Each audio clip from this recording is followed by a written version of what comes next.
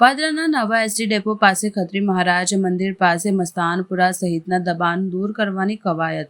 ખત્રી મહારાજના મંદિર પાસેથી દબાણ દૂર કરવાની શરૂઆત કરવામાં આવી. નગરપાલિકાની ટીમ, મામલતદાર કચેરીના સ્ટાફ સહિત પાદરા પોલીસની બંદોબસ્ત સાથે વીજ કંપનીનો સ્ટાફ તૈનાત. ગોવિંદપુરા તલાવની ફરતે 350થી વધુ દબાણોનો સફાયો કરવા માટેની કવાયત. જેસીબી, ટ્રક સહિતના પાલિકાના અધિકારીઓ અને કર્મચારીઓ રહ્યા હાજર. અનેક વખત તારીખો પડ્યા બાદ આજે દબાણોનો સફાયો કરવામાં આવશે. સ્થાનિક વિરોધ સાહિત્ય સૂત્રોચ્ચાર કર્યા. કેટલાક લોકો વિરોધ કરતા પોલીસ સાથે ઘર્ષણ કરતા પોલીસ કરી અટકાયત.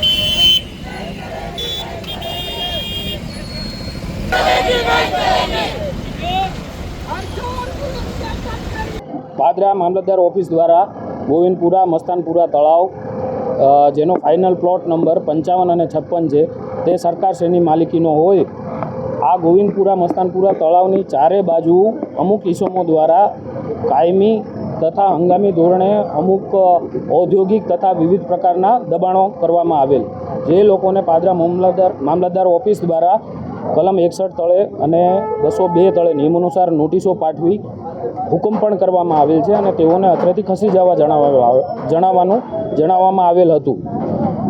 એ ઓર્ડર સામે આ લોકો દ્વારા હાઈકોર્ટમાં ચેલેન્જ કરતા માનનીય હાઈકોર્ટની સૂચના અન્વયે તે પૈકીના 9 દબાણદારોને સ્ટે આપવામાં આવેલ છે.